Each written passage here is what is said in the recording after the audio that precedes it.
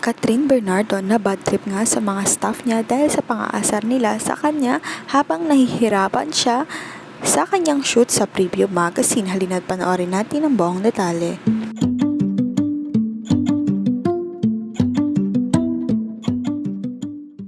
Si Catherine nga ngayon ang cover girl ng preview magazine ngayong September.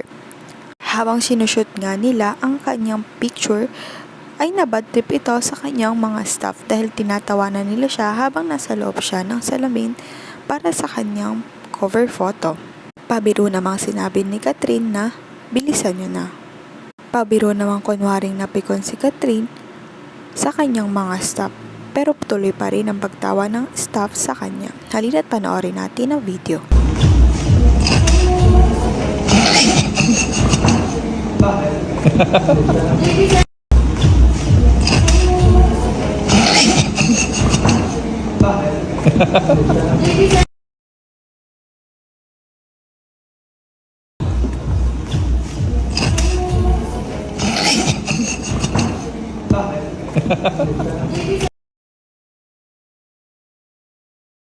Ngayon, maghintay na lamang tayo ng susunod na update. Huwag kalimutang mag-like at subscribe sa aking YouTube channel, Celiang Beats, para sa mga susunod na update. Maraming salamat po sa panonood.